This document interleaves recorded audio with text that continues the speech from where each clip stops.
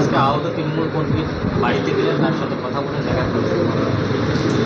দেখুন, গত 3 দিন আগে যে আমাদের ইফতারের মজলিস ছিল, যখন ইফতার করতে আসছিল তখন এই আইএসএফ আশ্রিত সমাজ বিরোধীরা তারা আমাদের ওই এলাকার নেতা তৃণমূল কংগ্রেসের এবং তার ওয়াইফ আইজেল মোল্লা, তার ওয়াইফ পঞ্চায়েতের সদস্য, তার উপরে আক্রমণ করে গুলি বোমা বন্দুক নিয়ে।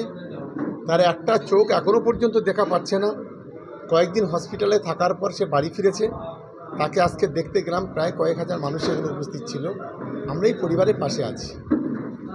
আপনি বক্তব্য রাখতে গিয়ে বললেন যে 1 বছর আমাদের মাথা পান্না করে থাকতে হবে, কর্মীদের বলবো যে আপনারা মার খাবেন, পাল্টা মারবেন না, কি বলবেন?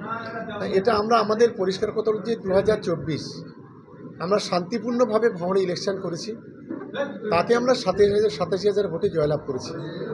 আমরা আজও বলছি আমাদের সমস্ত ভাঙড় তৃণমূল কংগ্রেসের কর্মীদের, সমর্থকদের, যে আমরা চড় খাবো বই, চড় মারব না। গণতান্ত্রিকভাবে এখানে আইএসএফের শেকড় উপড়ে দেবো, সেই মানসিকতা নিয়ে সকলকে কাজ করতে হবে। কোনো রকম অশান্তি, অরাজকতা, বিশৃঙ্খলার মধ্যে তৃণমূল কংগ্রেসের কর্মীদের না যাওয়ার জন্য আমি আবেদন করব।